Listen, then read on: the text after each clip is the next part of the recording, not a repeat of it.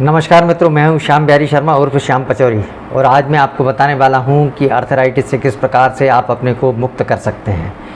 क्योंकि मैं स्वयं भुक्तभोगी हूं और मैं स्वयं आर्थराइटिस से पीड़ित था और किस तरीके से मैंने अपने आप को जो है इस बीमारी के चंगुल से मुक्त किया है, ये मैं आज आपको बताने वाला हूँ, पूरे साक्ष्य के साथ में, पूरे प्रमाण के साथ में। वैसे तो आर्थराइटिस जो है ये बीमारी बहुत ही ख़राब बीमारी है और मैंने इस बीमारी से लोगों को तड़पते हुए, पीड़ा से कराहते हुए देखा है और स्वयं उसको भुगता है। तो उस दुख के कारण जिस तरीके से मैं ठीक हुआ हूँ, मैं चाहता हूँ कि इस संसार में जितने भी लोग हैं वो सारे के सारे लोग इस बीमारी से निजात पाएँ। जिस प्रकार से कि मैंने इस बीमारी को दूर भगाया है, ठीक उसी प्रकार से आप लोग भी इस बीमारी को दूर भगाएं। बस इसमें आपको केवल धैर्य रखने की आवश्यकता है। मैं प्रमाण के सहित जो है आपको ये बताऊंगा कि आप इस बीमारी से किस प्रकार से मुक्त हो सकते हैं।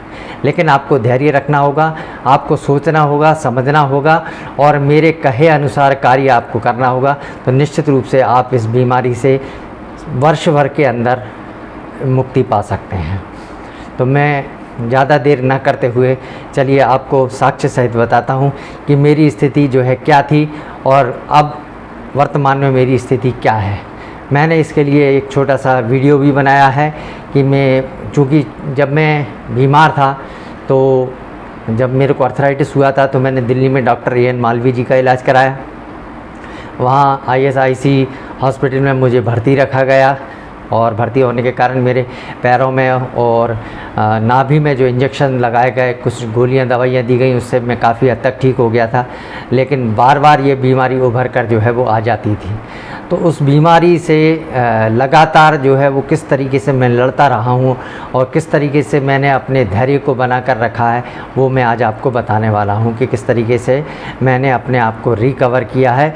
और आज मैं इस स्थिति में हूँ कि मैं आज अच्छी तरीके से टेबल टेनिस खेलता हूँ, बैडमिंटन खेल लेता हूँ और दौड़ता चलता फिरता हूँ, सब तरीके से अपने सारे काम कर लेता हूँ। और पहले की जैसी ज़िंदगी मेरी जो थी वैसी की वैसी ज़िंदगी वापस हो गई है।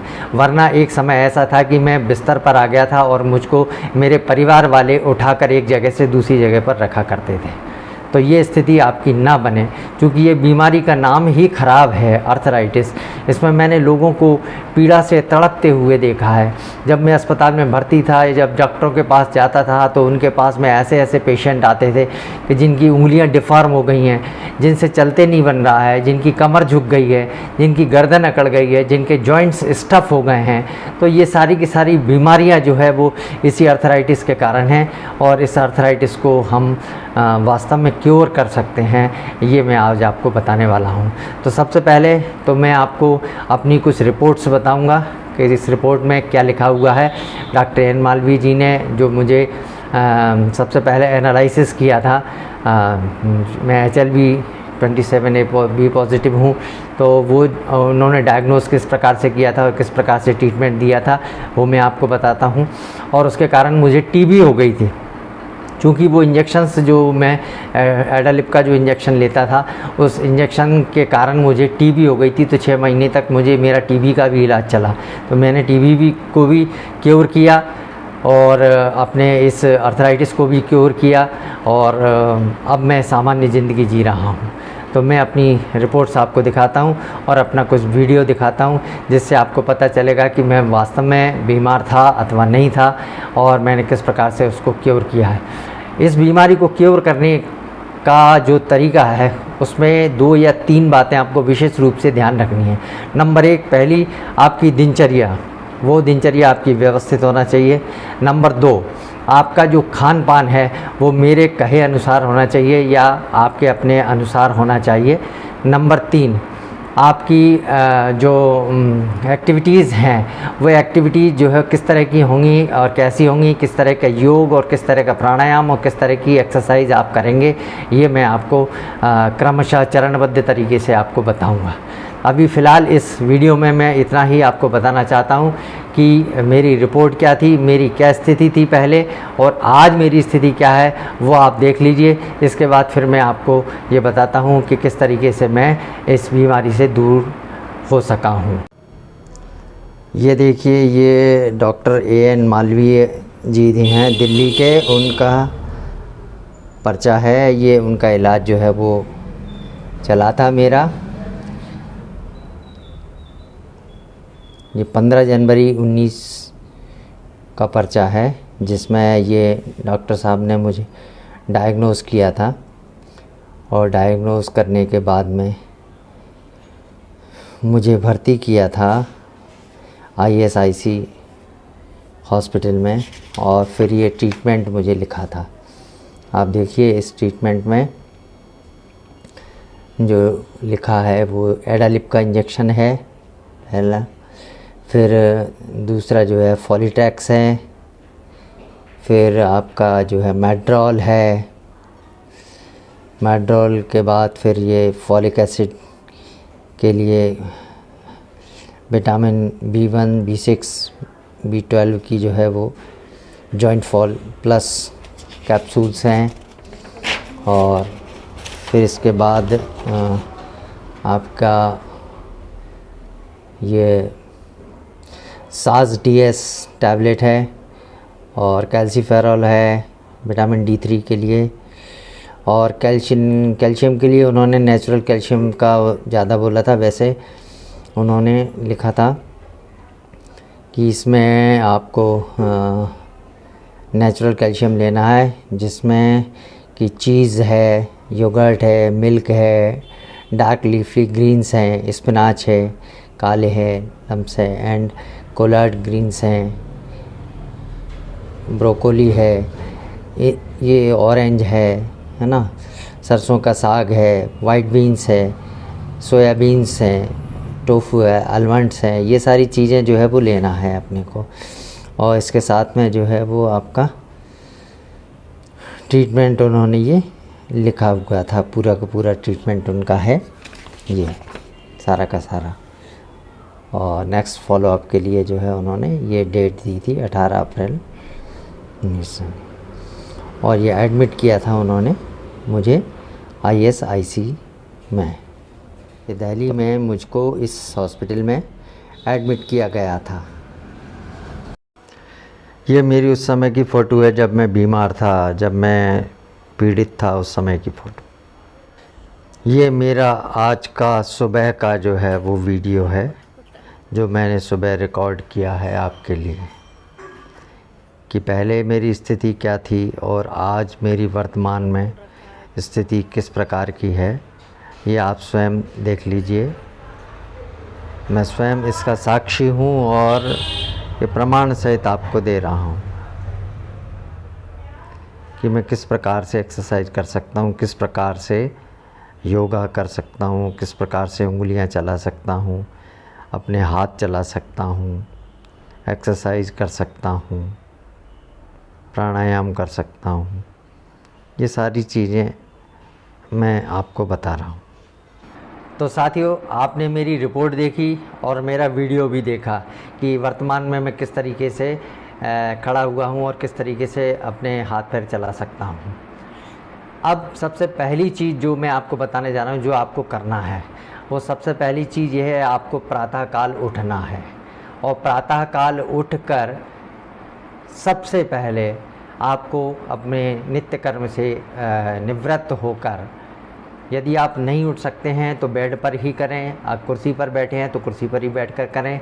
सबसे पहले जो है वो लंबी गहरी सांसें लें, कम से कम 20 या 25, और 20-25 गहरी लंबी सांस लेने के उपरांत जो है आपको कपालभाति प्राणायाम करना है, कम से कम आधा घंटा कंपलसरी है। आधा घंटा आप कपालभाति करें और 15 मिनट कम से कम अनुलोम विलोम प्राणायाम करें।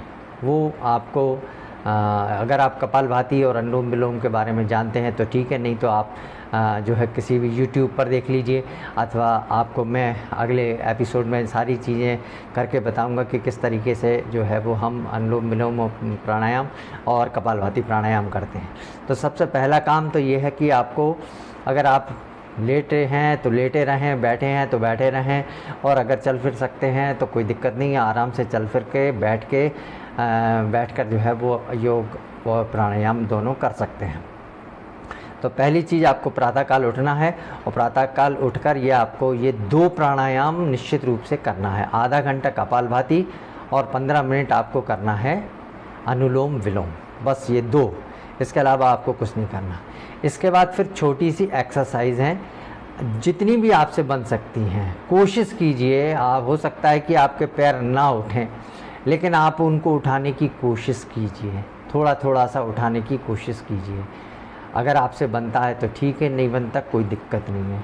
जितना आराम से आपका शरीर कर सकता है, शरीर में किसी प्रकार का कोई टेंशन या तनाव ना हो, उस तरीके से आपको वो प्रयास करने हैं, एक्सरसाइज करने हैं। वो एक्सरसाइज कौन कौन सी एक्सरसाइज करना है ये भी मैं एक्सरसाइज आपको बताऊंगा कि किस प्रकार की एक्सरसाइज आपको करना है, कौन सा पेशेंट किस प्रकार का है उसको किस प्रकार की एक्सरसाइज करना है, ये मैं आपको बताऊंगा।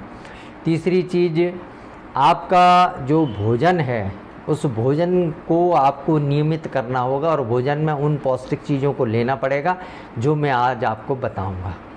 उन पौष्टिक चीज़ों का आप इस्तेमाल कीजिए। तो निश्चित रूप से जैसे कैल्शियम, आपकी बोन्स के लिए कैल्शियम बहुत आवश्यक है, तो कैल्शियम के लिए आप दूध पीजिए।